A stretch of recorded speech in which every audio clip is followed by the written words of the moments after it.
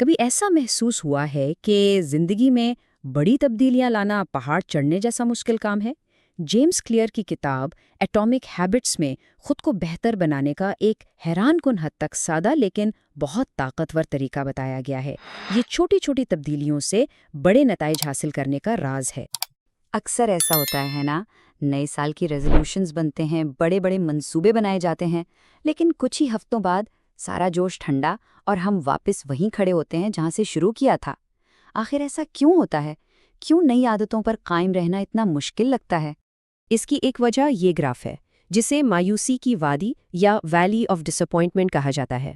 دیکھیں، ہم سوچتے ہیں کہ ترقی ایک سیدھی لکیر میں ہوتی ہے، لیکن حقیقت میں شروع میں نتائج بہت آہستہ آہستہ ملتے ہیں۔ یہ وہ وقت ہوتا ہے جب ہماری کوششوں کے نتائج فوراً نظر نہیں آتے، اور یہی سست رفتار ہمیں ہمت ہارنے پر مجبور کر دیتی۔ تو پھر اس مسئلے کا حل کیا ہے؟ جواب شاید حیران کن ہو۔ حل بڑی چھلانگیں لگانا نہیں، بلکہ روزانہ صرف 1% کی چھوٹی سی بہتری لانا ہے۔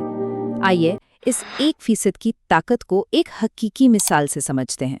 2003 تک برٹش سائیکلنگ کی دنیا میں کوئی خاص پہچان نہیں تھی، بلکہ وہ مذاق کا نشانہ تھے۔ آپ سوچیں، تقریباً 100 سال کی تاریخ میں اولمپکس میں صرف 1 گولڈ میڈل، اور سائیکلنگ کی سب سے بڑی ریس ٹور ڈی فرانس میں تو کبھی کامیابی ملی ہی نہیں۔ پھر انٹری ہوئی ڈیو برلسفرڈ کی۔ انہوں نے ایک فلسفہ اپنایا، معمولی فائدوں کو جمع کرنا، یعنی ہر چھوٹی سے چھوٹی چیز کو صرف 1% بہتر کرنا۔ بائک کی سیٹوں کو زیادہ آرام دہ بنانے سے لے کر ٹائروں پر الکحل ملنے تک، تاکہ خرفت بہتر ہو۔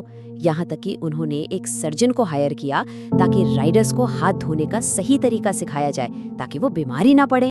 اور ان چھوٹی چھوٹی تبدیلیوں کے نتائج وہ بالکل حیران کن تھے۔ صرف 5 سالوں میں یہ ٹیم مذاق کے نشانے سے اٹھ کر ورلڈ چیمپئن بن گئی۔ 2008 کے بیجنگ اولمپکس میں برٹش سائیکلنگ ٹیم نے 60% گولڈ میڈلز جیت لیے، اور اگلے 10 سالوں میں تو کمال ہی ہو گیا۔ 178 ورلڈ چیمپئن شپس اور 6 سالوں میں 5 بار ٹور ڈی فرانس کا ٹائٹل۔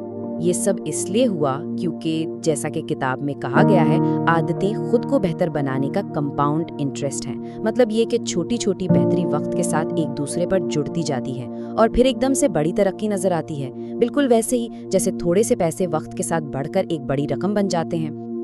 اور یہ رہا اس کا حساب۔ اگر کوئی ہر روز صرف 1% بہتر ہوتا جائے تو 1 سال کے آخر تک وہ 37 گنا بہتر ہو جائے گا۔ ذرا سوچیں، ہر روز صرف 1 صفحہ پڑھنے کی عادت ڈال دی جائے، سال میں آرام سے 1 درجن کتابیں ختم ہو جائیں گی۔ یہ ہے چھوٹی لیکن مسلسل کوششوں کی طاقت۔ لیکن اس کا دوسرا پہلو بھی ہے۔ اگر کوئی ہر روز صرف 1% بدتر ہوتا جائے تو سال کے آخر میں وہ تقریباً 0 پر پہنچ جائے گا۔ چھوٹی بری عادتوں کا اثر بھی اتنا ہی طاقتور ہوتا ہے، لیکن منفی سمت میں۔ یہ گراف صاف دکھا رہا ہے کہ وقت کے ساتھ ساتھ روزانہ کی چھوٹی بہتری اور چھوٹی خرابی کے درمیان فرق کتنا بڑا ہو جاتا ہے۔ تو سبق یہ ہے کہ بڑی چھلانگوں کے بجائے چھوٹی مستقل بہتری پر توجہ دی جائے۔ ہماری روزمرہ کی چھوٹی عادتیں ہی ہماری تقدیر کا تعین کرتی ہیں۔ تو ٹھیک ہے، اس سب کو اپنی زندگی میں کیسے لاگو کیا جائے؟ یہاں ایک بہت اہم نکتہ ہے۔ اپنے اہداف یعنی گولز پر توجہ دینے کے بجائے اپنے سسٹم یعنی نظام پر توجہ دیں۔ کیا کوئی ایسا سسٹم موجود ہے جو ان اہداف کو حاصل کرنے میں مدد دے؟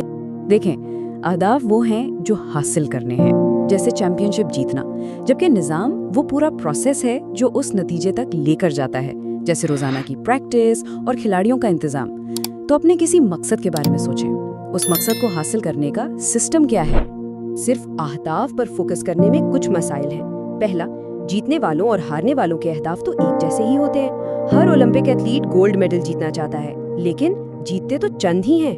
دوسرا، اگر وزن کم کرنے کا ہدف حاصل کر بھی لیا لیکن کھانے کی عادتیں نہیں بدلی تو وزن واپس آ جائے گا۔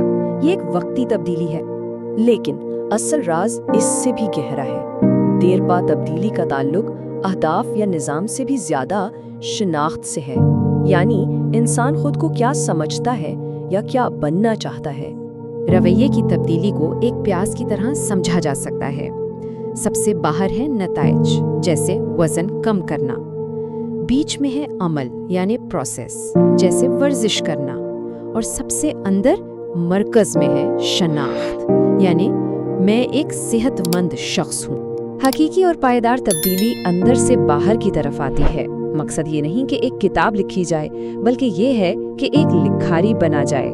جب شناخت بدل جاتی ہے تو اس سے جڑے کام خود بخود ہونے لگتے ہیں۔ اس کی ایک بہترین مثال سگریٹ نوشی چھوڑنے والے 2 لوگوں کی ہے۔ ایک شخص کہتا ہے میں چھوڑنے کی کوشش کر رہا ہوں، وہ اب بھی خود کو ایک سگریٹ پینے والا سمجھتا ہے۔ دوسرا کہتا ہے میں سگریٹ نہیں پیتا، اس نے اپنی شناخت بدل لی ہے۔ یہ صرف الفاظ کا کھیل نہیں، یہ ذہنیت کی تبدیلی ہے جو سب کچھ بدل دیتی ہے۔ تو اب تک ہم نے چھوٹی بہترین نظام اور شناخت کی تبدیلی پر بات کی ہے۔ اب ان سب خیالات کو ملا کر ایک قابل عمل سسٹم کیسے بنایا جائے، یہیں سے ایٹامک ہیبٹس کا نظام بنانے کی بات شروع ہوتی ہے۔ ایٹامک ہیبٹ ایک بہت چھوٹی عادت ہے، اتنی چھوٹی کہ اسے نہ کرنا مشکل لگے، لیکن یہی چھوٹی عادت ناقابل یقین طاقت کا ذریعہ بنتی ہے۔ مثال کے طور پر ہر روز صرف ایک پش اپ کرنا۔ جیسے ایٹم مل کر بڑے مالیکیول بناتے ہیں، ویسے ہی ایٹامک ہیبٹس مل کر غیر معمولی نتائج تخلیق کرتی ہیں۔ اور آخر میں اس پوری بحث کا نچوڑ اس ایک جملے میں ہے، کوئی بھی اپنے اہداف کی سطح تک نہیں پہنچتا بلکہ اپنے نظام کی سطح پر ہی قائم رہتا ہے۔ تو اہداف کے بارے میں فکر کرنا چھوڑ کر ایک بہتر سسٹم بنانے پر توجہ مرکوز کرنی چاہیے۔ اس طرح کی مزید انٹرسٹنگ اور سبق آموز ویڈیوز دیکھنے کے لیے چینل کو سبسکرائب کر دیں، اور جس بھی کتاب کی سمری دیکھنا چاہیں اس کتاب کا نام کامنٹ میں لکھ دیں۔